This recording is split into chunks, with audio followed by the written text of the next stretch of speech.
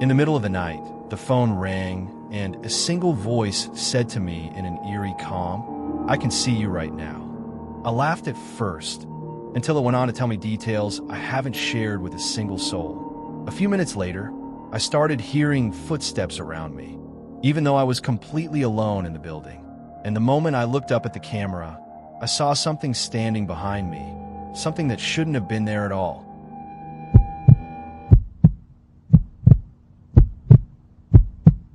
In the mid-autumn of 1994, when I was in my early 20s, I made the decision to start a new life in a damp, mountainous town nestled in the outskirts of the German province of Bayern. I needed a temporary source of income for a few months, so I accepted a position as a night receptionist at an old, isolated wooden lodge. It sat on the edge of a dense pine forest and featured a small, rarely operating freight train station attached to it. During the day, the place buzzed with ordinary activity: maintenance workers, truck drivers, and the atmosphere was dull but reassuring. After sunset, however, everything turned upside down. The hours stretched with a deadly weight, and the glass-fronted reception lobby became excessively bright, while a pitch-black darkness swallowed everything outside the windows, leaving you with a creepy feeling that every passerby carried a dark secret behind their features. That extraordinary night was my last shift alone for the week, a night whose details haunt my dreams to this day. The lodge's protocol required locking the front glass doors and the railway gate at exactly midnight. Around 9:30 p.m., as the stillness of the mountain enveloped the place, the ring of the old landline phone on the reception desk shattered the silence. I picked up the receiver mechanically without thinking, but the moment I placed it to my ear, the blood froze in my veins. I didn't hear a normal voice, but rather a damp whisper, low and unnaturally drawn out, as if coming from the throat of someone trying with forced theatricality to imitate psychopathic killers from old cinematic movies. Although the voice initially sounded artificial and exaggerated, like a parody, the tone carried a chilling coldness that sent shivers down my spine. The whisper asked me in a slow cadence, "Are you alone in that glass cabin?" I fell silent for a few seconds in disapproval, then answered mockingly, trying to conceal my nervousness, "Yes, you caught me," before slamming the phone down violently. The only logical explanation that crossed my mind was that one of my friends in the neighboring town was playing a prank on me. I immediately opened our handheld radio and sent a message to our group chat, mockingly asking about the idiot calling the lodge, pretending to be a serial killer hunting down victims. Their replies came quickly, filled with laughter, and they all feigned confusion. One swore he had been tucked in a bed for an hour, and another confirmed he was watching television with his family. I assumed, of course, that they were lying collectively, as that would be the natural expected response if they wanted to keep the foolish joke going. 10 full minutes passed in dead silence before the phone began to vibrate and ring once more. I picked up the receiver to find the same fake, cinematic tone waiting for me. This time, the voice coldly asked why I had hung up previously. I returned to my sarcastic shield and said, "Well, it seems you are a brilliant film director." At that point, the caller let out a low, muffled chuckle. It wasn't a mocking laugh as I had expected, but rather something real, bone-dry, and terrifyingly devoid of any human emotion. Then he muttered slowly, "It is rude to mock someone who possesses a precise reading of every single move you are making right now." I hung up the receiver for the second time, but this time I felt a heavy knot settle deep in my stomach. It might still be a joke for my friends, but the absolute calmness and freezing detachment of the caller bred an unease that escalated with every passing minute. I tried desperately to occupy myself and forget about it. Fortunately, a few late travelers began filtering into the lobby to book rooms, buy bottles of beer, or purchase local train tickets, granting my mind a temporary distraction. But every time the lobby cleared out and the stillness clamped back down on the space, my eyes would invariably dart back toward the wired phone. It rang for the third time at exactly 10:40 p.m. I lifted the receiver and instantly regretted it, as the voice asked point blank, "Does the train station always get this quiet and dead when midnight approaches?" That specific question felt like a stab into my artificial composure. Not a single word escaped my tongue. I hung up the wire, breathing heavily. I grabbed the radio device again and wrote to my friends, this time in a sharp, stern tone, emphasizing that the matter had crossed the line of a joke, becoming suffocating and unacceptable. I demanded to know who was behind this psychological torment. The collective denial came back again, but with a much more serious tone this time. I began contacting them one by one.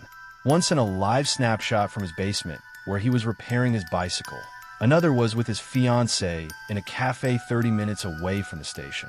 At that moment, my fear morphed into a volatile mix of rage and confusion. I thought they might have hired a stranger to do this on their behalf. But the terrifying truth gnawing at my sanity was that the caller, despite never explicitly mentioning my name or the name of the lodge, was accurately describing the exact atmosphere of the station and the dwindling human activity just as it unfolded before my eyes. By 11 p.m., the calls began coming in rapid succession, heavily condensed. I stopped answering completely after the fifth call. The phone screamed with its continuous ringing while I stood paralyzed, staring at the handset, letting it stop on its own, only for it to ring again a minute or two later. This living hell persisted for roughly 15 minutes. I began flipping hysterically between the security monitor screens. There were 2 cameras monitoring the glass storefront and the outer pathway, and a third covering the back corner of the building. The lodge sat entirely alone on the bend of a mountain road, completely void of traffic at night. Behind the building, the pitch-black silhouettes of towering pine trees loomed next to a narrow, dark alleyway housing the iron trash dumpsters and shipping crates. The quality of the outdoor cameras was poor. They contained multiple blind spots, and the night feed appeared distorted and filled with shifting shadows. Even so, I kept cycling through the screens, half expecting to catch one of my foolish friends hiding behind the trees, phone in hand, laughing. But the screens displayed nothing but emptiness and gloom. Suddenly, I began to hear faint noises coming from outside. Noises that I initially tried to convince myself were mere illusions or the wind rustling through the trees. There was a low, rhythmic knocking somewhere on a wooden wall, followed by a thin, scratching sound scraping against the side warehouse wall, and finally, a dull thud from the back that sounded exactly like a heavy boot stepping on loose gravel. I reached a point where I could no longer ignore the danger. I sent a final message to the group chat, took a live photo of the empty, dark lobby around me, and wrote, "That's enough. This isn't funny anymore. I am terrified." They maintained their absolute denial, and one of my friends actually called me from his personal number to check on my safety. When I explained what was happening, his voice sounded genuinely confused and frightened. He swore he knew nothing about this prank and advised me to lock the doors immediately and end my shift early. Yet, a deceptive part of my brain was still trying to convince me that I was overreacting and that I would look foolish if I closed the lodge before my official hours. At around 11:40 p.m., the final customer stepped into the lobby. I remember the exact ring of the brass doorbell because it made me jump in sheer panic. I looked up to see a man who appeared ordinary at first glance, perhaps in his late 30s. There was nothing overtly wild or crazed about his appearance. His clothes were neat and clean, and he wore no mask or suspicious gear. But what froze the blood in my veins was his facial expression. It was entirely vacant of any human emotion, a face as rigid as wax. He didn't utter a greeting. He simply bypassed the reception desk and began wandering slowly through the aisles dedicated to selling supplies and snacks. I watched him closely on the security monitors while feigning to sort paperwork in front of me. He took an absurdly long time for someone who ended up choosing a single bag of chips. He drifted from one aisle to another with slow, dragging steps, then would stop dead in his tracks for several seconds. In more than one frame, I could see the upper half of his face and eyes appearing over the edge of the high shelves, fixing his dead gaze directly onto me. It wasn't the look of a customer searching for an item. It was a cold, calculating evaluation, as if he were studying me and testing my reactions. I tried to convince myself that he was perhaps under the influence of a substance, or exhausted from travel, but a heavy, suffocating weight gripped my stomach, as if my body had sensed the danger and processed the nightmare before my conscious mind could admit it. He remained wandering for at least 9 full minutes before finally approaching the wooden desk, placing the bag of chips in front of me. He didn't speak a word, so I matched his silence. I simply took the chips and scanned them. While I looked down at the cash register screen, everything felt normal for a split second. But the moment I raised my eyes, I caught him staring directly into my eyes. He held that unreadable, statue-like gaze for about 2 full seconds. 2 seconds might not sound long, but in that dead silence, it felt as though we were standing in the lobby of time for a century. There was no trace of expression on his waxen face as he did it. Then he looked down, paid the cash, took his bag, turned around, and walked with measured steps toward the exit door. I remember breathing a sigh of relief for a moment, thinking that I had merely succumbed to a mild bout of paranoia triggered by those anonymous phone calls, and that the man was just an eccentric traveler. However, the exact moment he reached the glass door and pushed it halfway open, he stopped completely. With a sudden, spine-chilling motion, he snapped his head back around toward me, without turning his entire body. His chin was lowered slightly toward his chest, forcing his eyes to look up at me from beneath his brows. Then, agonizingly slow, a wide grin spread across his lips. To this day, I still don't know how to explain that smile without sounding dramatic. It was a distorted, overly wide grin that implied he knew exactly how terrifying he looked in that moment, deliberately doing it to shatter whatever remained of my composure. I stood there like a statue, every single hair on my body standing on end. He stepped outside, and instead of walking toward the parking lot or the main street, he turned and walked right along the side glass facade of the lodge, keeping his fixed eyes and that terrible grin locked onto me through the glass, until the brick corner cut off my view of him. The second he vanished, I rushed to the monitor screen in a frenzy to track him. I saw him round the back corner of the building and head at a fast pace toward the pitch-black corridor of the pine forest. Then, with a single step, he vanished completely into the blind spot of the rear camera and never re-emerged. I waited 10 seconds, then 20, then a full minute, staring blankly at the screen, but the shadows never birthed his body back, nor did he exit from the opposite side. That was enough for me to make the executive decision to lock the lodge immediately, even though it was a few minutes before midnight. This might sound cowardly, but I sent rapid text messages to my family and friends, writing, "There's a creepy stranger surrounding the building, and I am not joking.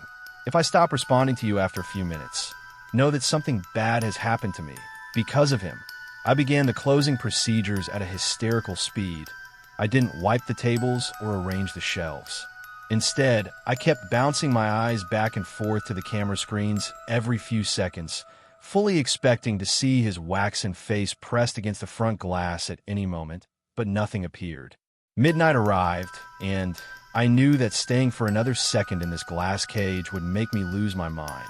I grabbed my duffel bag, killed the auxiliary generators, and headed to the front door. I unlocked it and stepped quickly outside. The seconds it took to reinsert the key and lock the heavy iron door from the outside under the thick fog were the most nerve-wracking, terrifying moments of my life. I could practically feel his fingers reaching for my neck in the gloom.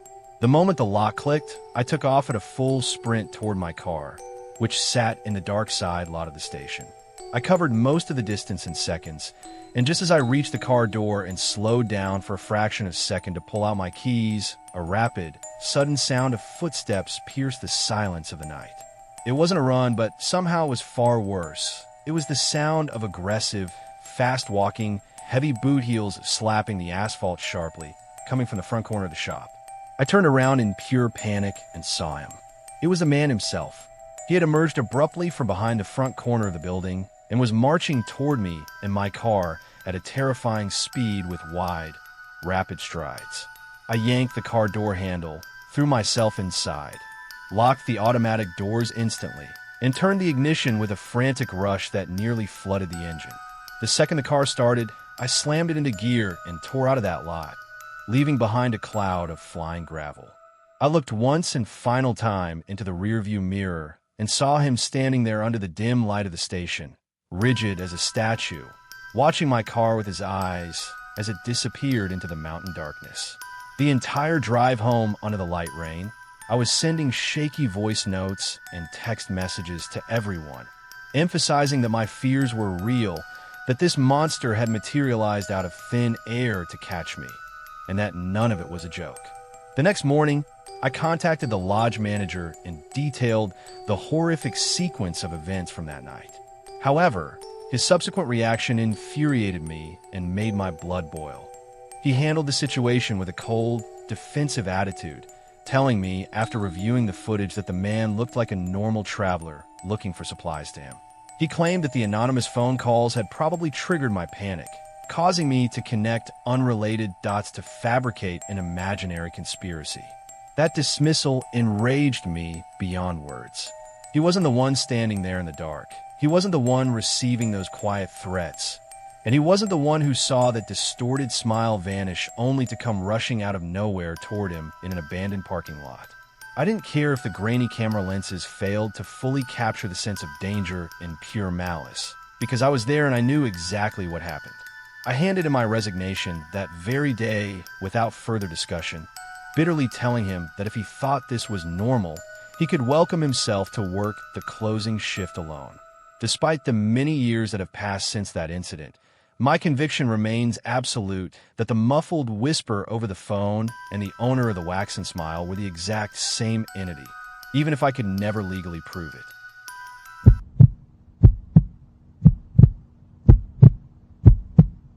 It was just past 2 a.m. in the autumn of 1978 when I sat behind the wooden reception desk at the isolated Blackwood Lodge, nestled on the edge of a deserted mountain road in the coastal highlands of Aberdeen County. The place was no luxury hotel. It was merely an old inn with dark timber walls that smelled of pine and dampness, frequented by local miners and truck drivers seeking a warm shelter to sleep. My name was Oliver, a young man in his mid-20s. I had accepted this night job because the pay was rewarding compared to the quietness it afforded me for my studies.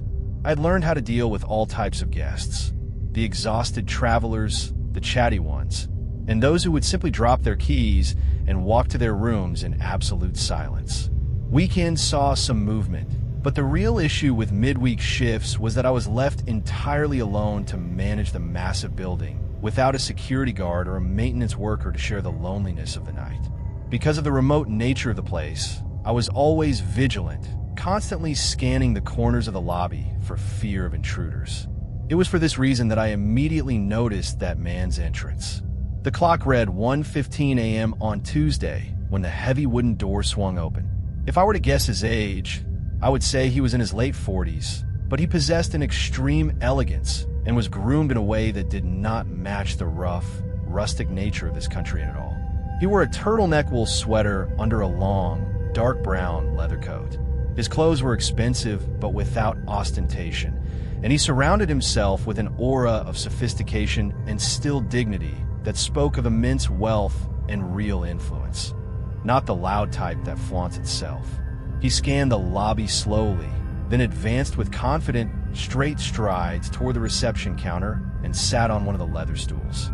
I remember that his posture was rigid, carrying a strange military bearing, but I paid no attention to it at the time. When I approached him, he looked at the guest ledger before me and requested a reservation for the upper suite overlooking the forest, without even asking about the price. As I was preparing his room key, he looked at me with a calm smile and asked in a steady tone whether I found pleasure working here all alone in the midst of this isolation. It was a question that seemed typical of a curious traveler, so I answered him honestly and smiled back, trying to show friendliness, even making a light joke about being the faithful guardian of this wooden fortress. I wish I could say that I felt some malicious intent emanating from him at that moment. But the truth was that he exuded completely positive energy, like a decent family man exchanging pleasantries with dignity. We chatted for a few minutes, and I didn't mind it at all since silence was blanketing the place and there was nothing to occupy me. Suddenly, the course of the conversation shifted when he leaned in slightly and asked in a low voice, Have you never thought of leaving this place and doing something more valuable that would bring you a real fortune? I confess the question was strange and abrupt, but given the quiet atmosphere, it didn't seem entirely terrifying. I put on my usual professional smile and told him that I was completely satisfied with my current situation until I finished my studies. He nodded slowly, took a sip from the glass of water in front of him, and a vague look of disappointment appeared on his face, one I did not understand the reason or motive for at that exact moment. After a heavy, puzzling silence, he caught me off guard with another question. At what time exactly does your shift end and you get replaced by the next employee? This question made me a bit wary. I caught no trace of friendliness or passing curiosity in his tone, and I felt frustrated because our friendly chat had turned into another suspicious attempt to interfere with the operational security of my job. I smiled cautiously and gave him a vague, elastic answer, trying to deflect his attention diplomatically and without rudeness. Before he could utter another syllable, I pretended to be busy organizing the logs and wiping the surface of the counter, but he did not press for an answer. He simply smiled coldly, as if he had already deduced what he wanted to know. Then he stood up, pulled out a large banknote, placed it on the counter as an extra tip, and without saying goodbye, turned around and walked out into the swirling fog outside. I didn't really know how to interpret this bizarre encounter. His behavior was so far out of the ordinary that it aroused both my curiosity and my anxiety. In any case, I assumed he was just a passing traveler whose path I would never cross again, and I went on with my work. But I was entirely wrong. About a week later, the very same man returned to the lobby. Except this time, he was not alone. A woman accompanied him. She caught my attention immediately because her features were completely unfamiliar in these parts. She appeared to be in her mid-30s, wearing a velvet coat and bright colors that did not suit the dignity of her age or the cold mountain weather at all. She looked like someone trying far too hard to blend in and mimic the appearance of much younger girls. I watched them intensely through the reflection of the glass as they advanced toward the counter. Every movement she made seemed calculated and precisely executed, from her exaggerated smile to the way she leaned against the wooden desk as if we were old friends. Before I could welcome them or ask about the purpose of their visit, the woman preempted me with a statement that was neither a greeting nor a request for a reservation, but rather a suspicious compliment. Fixing an overly cheerful smile on her face, she said in a hushed tone, "Son, your features are strong and you look very intelligent." The tips of her fingers brushed my arm slowly as she spoke, lingering there a bit longer than usual. I stepped back a pace in disapproval and thanked her dryly, as I instantly sensed that something was amiss regarding this woman and her scrutinizing gaze. As for the man, he remained completely silent this time, which I found strange and entirely contradictory to his talkative nature from the previous encounter. They asked for the key to their old room, and the moment I handed it to them, questions began pouring from the woman's mouth like a flood. She asked about the duration of my employment at this inn, my age, my family, and a series of other personal questions. I answered with extreme brevity and short, polite sentences, feeling that this was no casual small talk. She was studying my physical build and facial expressions. At one point, she darted a quick glance at the man, and it seemed to me that they were exchanging unspoken, silent signals that I did not understand. The woman leaned further over the counter, lowering her voice to a whisper that was almost hidden from the rest of the lobby, and told me that she managed a private, exclusive events company for the elite in the capital. She added, her eyes gleaming with a strange brightness, that she was always looking for sharp, strong-looking young men to work as private hospitality staff and security at closed parties, and that I would make a fortune of 10,000 pounds in a single weekend. I let out a dry, forced chuckle and told her flatly that the offer sounded too fantastic to be true. But she insisted in a sharp tone on the truth of her words, asserting that many young men my age worked for them and had achieved financial independence. That waxen smile never left her face throughout the conversation, which began to stir terror and suspicion deep within me. I tried to redirect the conversation toward booking the room and the job, but she kept circling back to the same terms: safe work influence a special holiday. Then she said, suddenly, with a terrifying casualness, "You should step out to the parking lot with me for a moment. There's someone sitting in the car outside who can explain the details of the contract to you much better." At this point, my heart began to race violently, and a genuine panic seized me. The situation could no longer tolerate pretending to be calm or humoring her. I looked directly into her eyes and said in a firm voice, "I am content with my job here, and I am not going outside." All signs of politeness vanished from my face this time. In those critical seconds, the outer door opened and a group of rowdy local miners walked in, laughing and talking loudly. In the blink of an eye, the expressions on the woman's face shifted, and her fake mask of friendliness dropped, replaced by a cold detachment. She turned to the man, and without uttering a single word, the two of them turned around and left the inn, hurrying out into the darkness. I would be lying if I said I wasn't deeply shaken and agitated after they left. It was obvious that these strange individuals were trying to lure me into something dark. As soon as the day's shift arrived, I informed my colleagues and the inn manager in terrifying detail about what had happened, and we all agreed to tighten surveillance and keep our eyes open in case this suspicious duo returned. The manager reassured me, confirming that he lived in a house only 15 minutes away by car and that I could call him at any time, adding that the security cameras surrounding the inn were enough to deter any aggression. There wasn't much more I could do, as those people hadn't actually committed any punishable crime yet. I tried to banish the dark thoughts from my mind, but a few nights later, specifically after locking the doors at midnight, I spotted that car. It was idling across the street from the inn, its engine and lights turned off, sitting there in the darkness like a stalking phantom. I tried to convince myself that it was nothing but a coincidence, but the feeling of being watched and preyed upon crawled over my skin like static electricity. When my shift ended and I walked toward my car in a back lot, I kept my head down, clutching my keys tightly between my fingers. As soon as I drove out onto the highway, I checked my rearview mirror. To my absolute horror, the car began to move and followed me. It kept a sufficient distance behind to avoid throwing up suspicion, but with every random turn I took along those winding, dark mountain roads, it remained behind me like my shadow. I took an abrupt turn into a dark side street, and the very same headlights followed me. At this point, panic completely overwhelmed me, and I realized I was a target. I forced my mind to stabilize for a few seconds, headed directly and at maximum speed toward the bright lot of the county police station, and gripped the steering wheel with a force that turned my knuckles almost white from the sheer pressure. The second I swerved into the illuminated parking lot of the police station, the other car sped off and vanished into the mountain brush.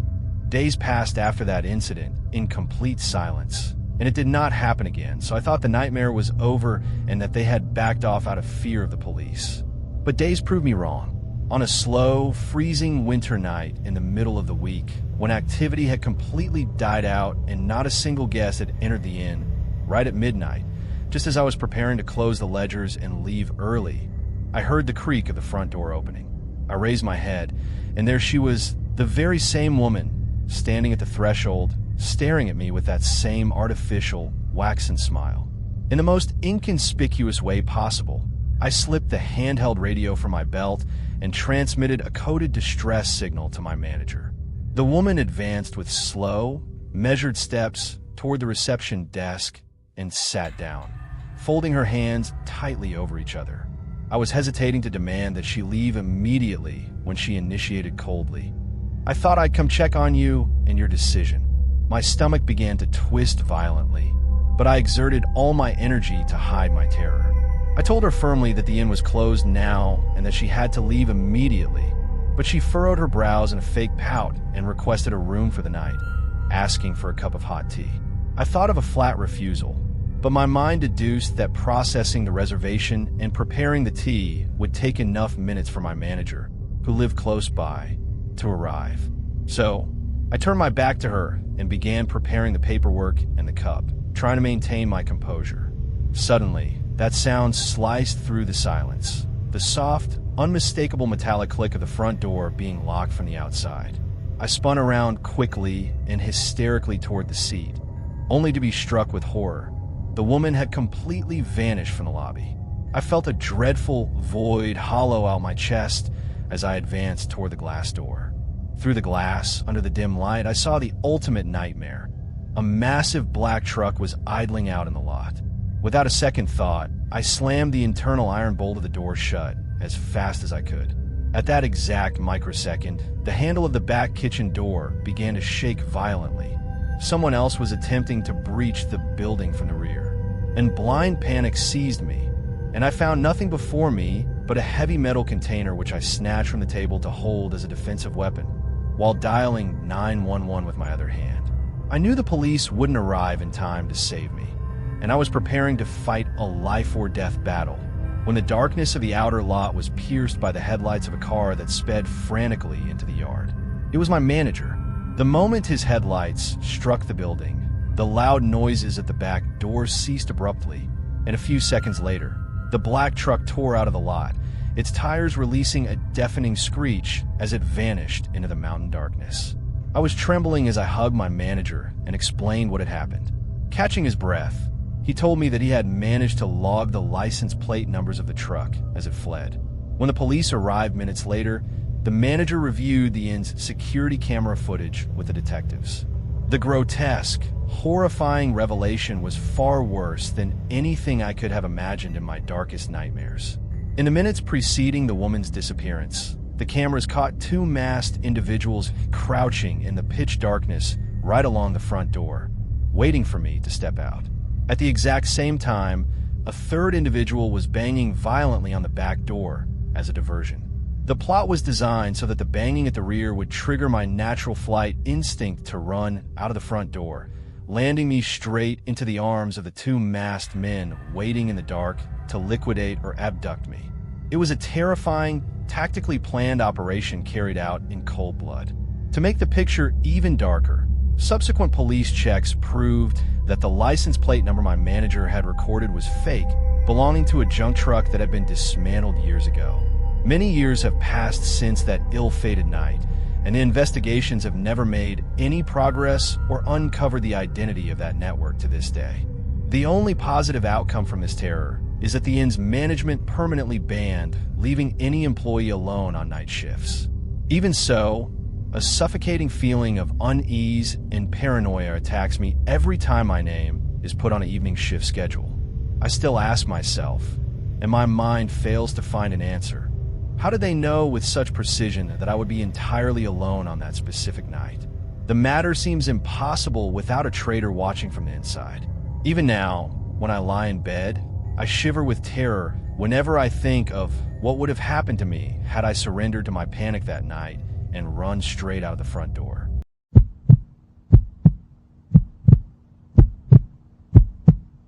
There is a distinct, merciless certainty that can only be born in the freezing cold of the Highlands. A certainty that tells you the first mistake in the wilderness is always your last. I used to handle the night guarding and maintenance shifts inside the dome of the miniature astronomical observatory belonging to the Aberdeen County Research Institute in Scotland. It was perched on an isolated, rocky plateau where no human soul ever crossed paths. I say used to because after those cursed hours I endured a few months ago, I swore an oath never to set foot inside an isolated facility after sunset for as long as I live. The observatory was small, built in that ancient style of stone and timber that becomes completely cut off from the world the moment the hours grow late and the foggy blizzards intensify. The bulk of my night work centered around reviewing the telescope lenses, adjusting the mechanical observation angles, logging cloud coordinates, and receiving rare wireless reports from the forest rangers patrolling below the plateau. I remember the details of that night with a terrifying clarity that still tears at my mind. The clock had just ticked past 2:30 a.m. By then, the wireless communications from the neighboring towers had gone entirely dead due to the dampness, leaving me utterly alone with no real work to do except wait for the dawn.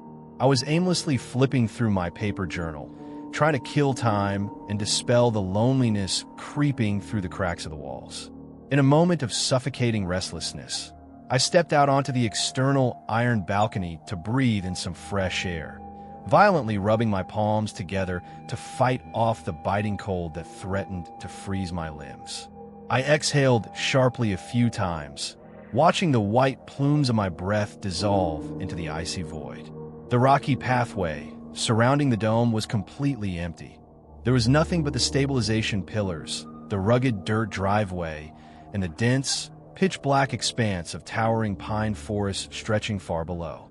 The oil lamp hanging above the main gate was trembling, casting erratic, dim flickers. I remember the fog being so dense you could literally see the moisture droplets suspended in the stagnant air. Even though the town wasn't very far behind a mountain, the silence up there was absolute and terrifying. Just as I was about to turn around and return to the stream of warmth inside my room, a sudden movement caught the corner of my eye near the edge of the railing.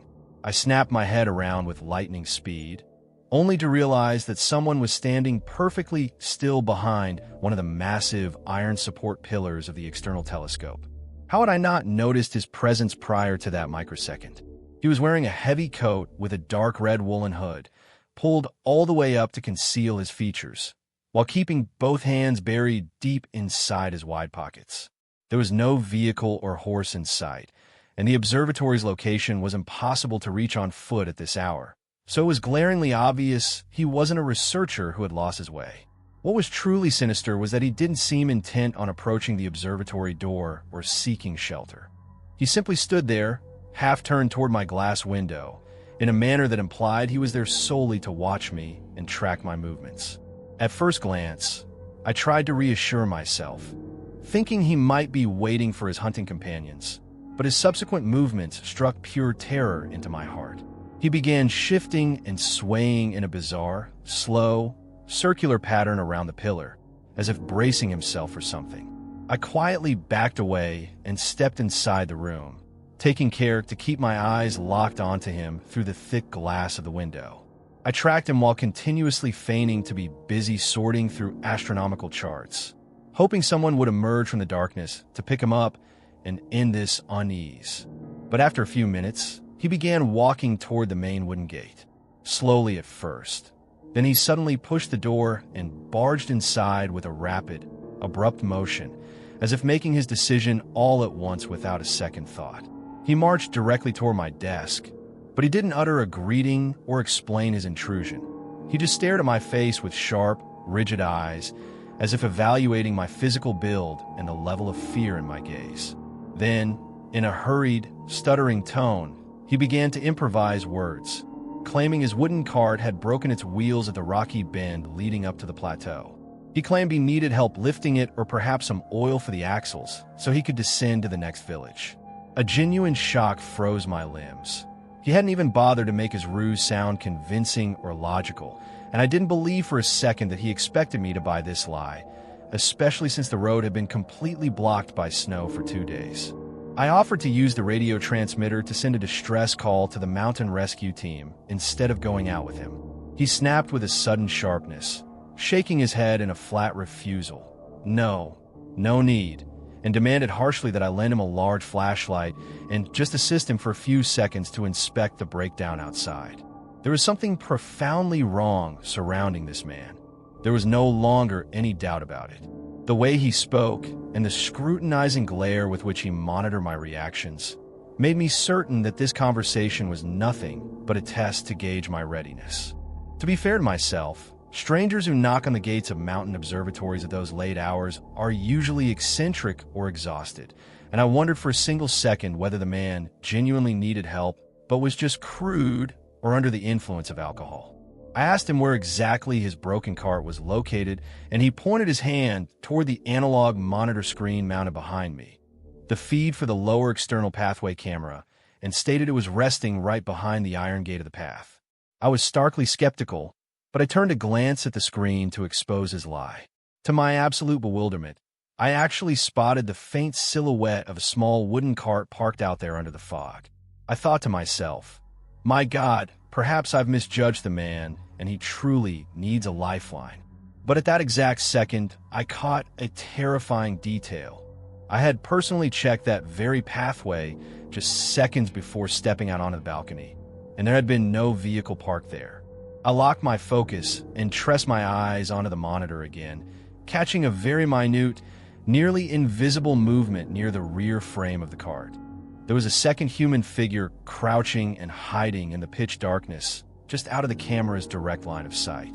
A freezing wave of absolute terror struck the depths of my chest, making every single hair on my body stand on end. I forced my lips to mirror a calm, artificial smile, showing my agreement to go out and help him, but told him in a casual tone that I first needed to fetch the heavy inspection lantern and the gate keys from the rear records room. I turned away slowly, deliberately showing no suspicion so he wouldn't spring upon me.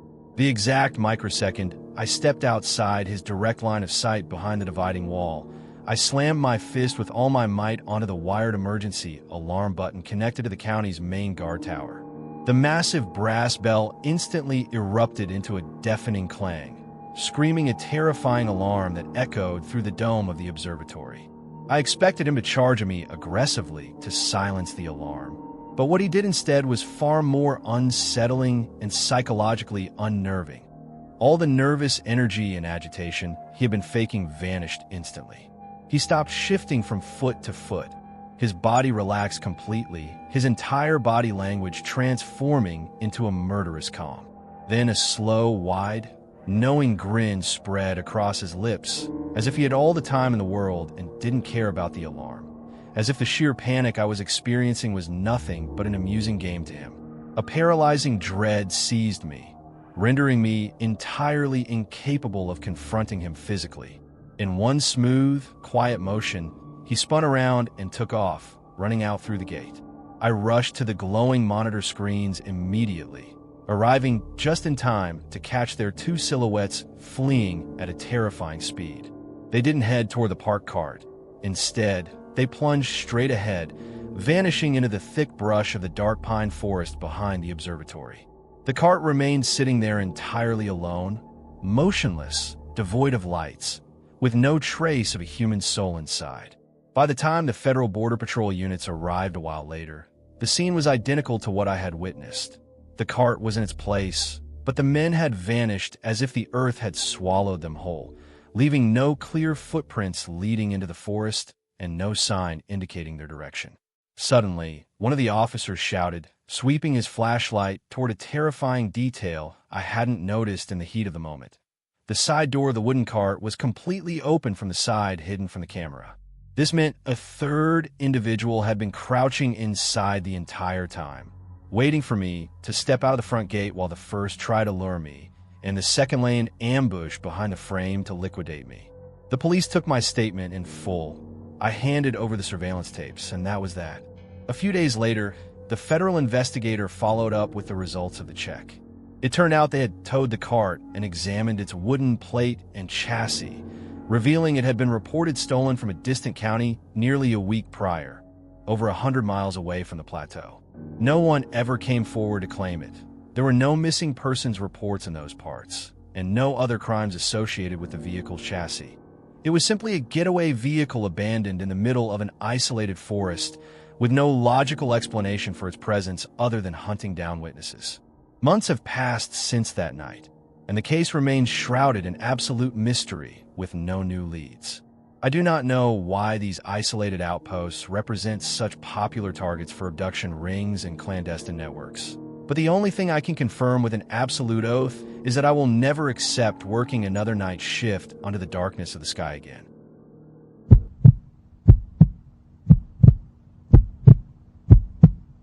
Since the 1980s, specifically during the harsh winter of 1984, a cold certainty settled deeply into my mind. Isolation is not the absence of human beings, but rather the heavy, thrumming presence of other things waiting for the perfect moment to spring upon you. I used to work the late-night security shift inside the central archives of the old courthouse building in the British county of Lincolnshire. It wasn't the worst job in the world, but after spending a few months trapped between those damp, stone walls, you begin to feel as though you are floating aimlessly outside the boundaries of time. The nights bleed and blur together. The same towering wooden shelves packed with ancient case files, the same monotonous routine, and the same dull, irritating hum emitting from the outdated gas lamps hanging from the ceiling. I always kept telling myself that a better opportunity would eventually come to pull me out of this subterranean tomb.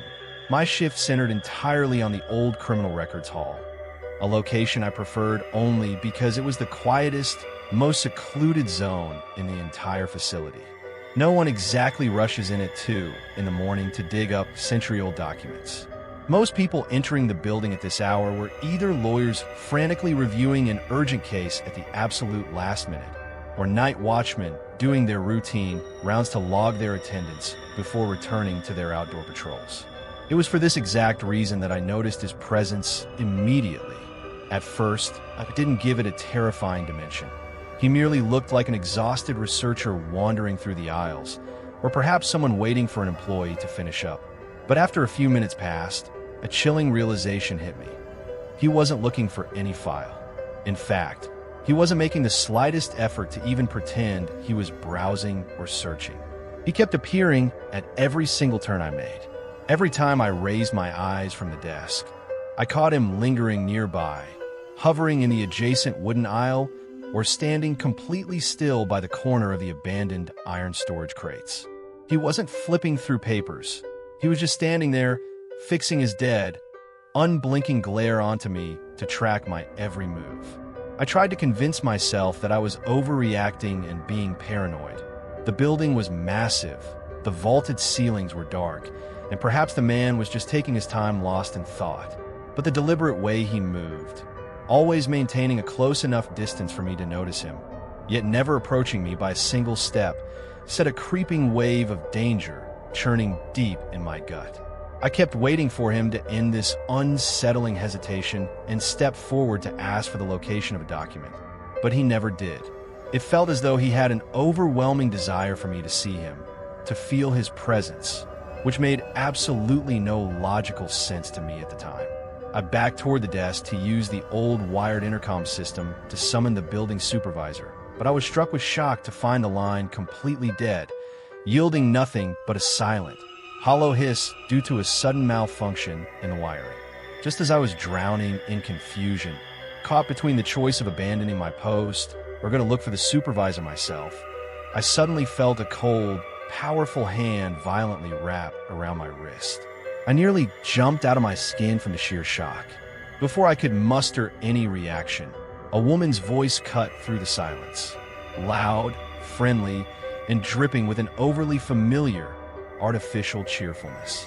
She exclaimed at the top of her lungs, "There you are at last," before launching into a continuous stream of small talk about how she had been looking all over the building for me for the past hour. I turned toward her in sheer, utter bewilderment and shock, staring at a woman I had never seen before in my entire life. She was wearing a wide, beaming smile, her grip locked firmly onto my arm, as if we were two old friends reuniting after years of separation.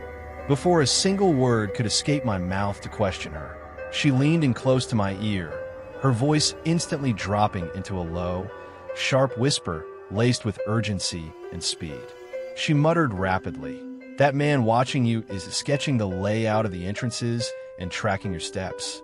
Follow me right now, and do not argue with him." My heart dropped straight into my stomach. I turned my head ever so slightly, just enough to catch a fleeting glance backward.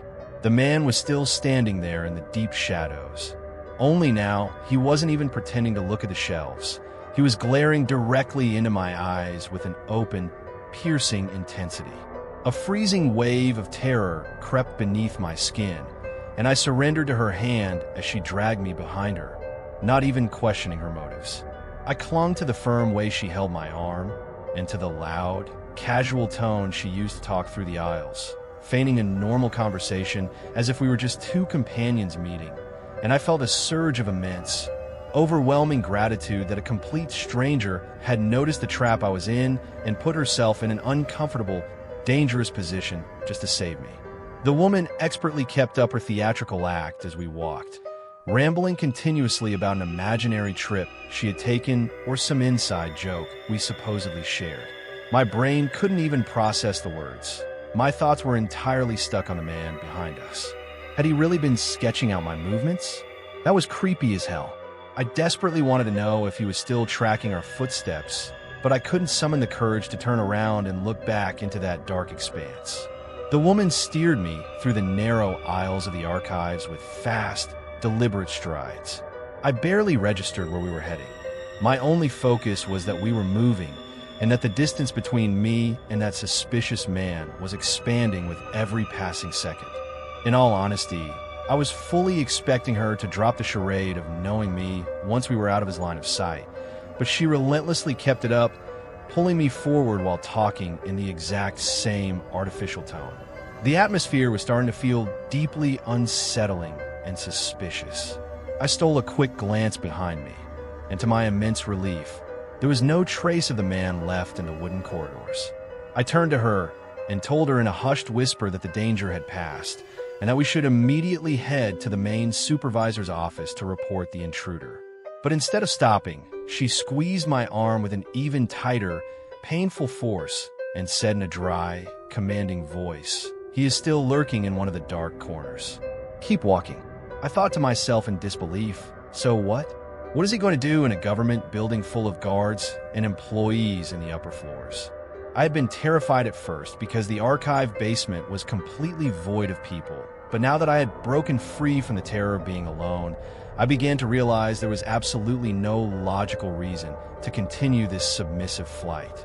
I told her this in a stern tone, but she kept dragging me forward, steering me toward a pitch-black corridor. I firmly planted my feet, halting completely, then twisted my wrist in a sharp, circular motion to loosen her suffocating grip from my body. "You can let go of me now," I said dryly. "It's over." But she didn't. She looked into my eyes, and a bizarre smile spread across her lips, one completely devoid of any human emotion. Tugging my clothes by force, she said, "Come on, just a little further and we're there." I looked around in pure panic. The basement was completely dead, devoid of any movement. We had bypassed the federal registration desks, the main sorting stations, and the aisles that normally saw employee foot traffic. We were now standing directly in front of the massive evidence storage gates, a dimly lit, nearly empty area. Just beyond that lay the side iron exit of the building, the one exit entirely unmonitored by security cameras, used exclusively by shipping crews for unloading heavy crates at night. At that exact microsecond, the fog cleared from my mind, and I collided with the horrific truth. She wasn't saving me. She was leading me straight into an ambush, guiding me to the isolated exit where the rest of them were waiting. It didn't take my brain a single second to think. I screamed for help at the top of my lungs while twisting my arm with all the raw might and violence I could muster to rip myself free from her crushing grasp. She lost her grip just enough for my wrist to pull free, and I didn't waste a single fraction of a second. I spun around and took off at a full, frantic sprint toward the main reception hall at the front. As I fled, her sharp screams echoed behind me, ordering me to come back, followed instantly by her calling out my actual, full legal name, a name I had not mentioned to her once throughout that entire encounter. I kept running, my chest nearly exploding as I fought for breath, until I spotted one of my fellow guards running toward me with his weapon drawn, clearly reacting to the echoes of my terrified screams. I yelled at him a call for immediate federal backup, which he promptly did. But by then, that woman had already vanished like smoke. By the time the security forces arrived, and I recounted the details of the nightmare, both the woman and the man were nowhere to be found in the entire vicinity. The officers proceeded to review the building's old security footage, and the shocking revelation confirmed my absolute worst kins of nightmares. The tapes revealed that the woman and the man had entered the courthouse together through the main gates, moving seamlessly as a team the entire time. The man's face was as clear as day in one of the frozen frames, but the woman had deliberately turned her head away and lowered her hood in every single shot, executing a calculated movement that prevented the cameras from capturing the details of her face. A rigid certainty took hold of me. This woman was the mastermind and the actual tactician behind the entire operation, leaving me infuriated that the cameras had failed to record her face. Every single second, every single move that night had been meticulously planned and plotted. The official authorities took over the investigation, and the entire incident was formally logged into the records as a failed political abduction and liquidation attempt. To this day, I am still waiting for a resolution or a lead that unmasks their identities. Tracking the man down should technically be simple, given how clearly his face was caught on camera. But the greatest riddle that tears at my mind and robs me of sleep in a state of unbearable terror is, how did that woman know my exact personal name? That detail alone proves that those monsters didn't just pick me at random as a passing target. I was a calculated execution, a direct hit plan behind walls I cannot see.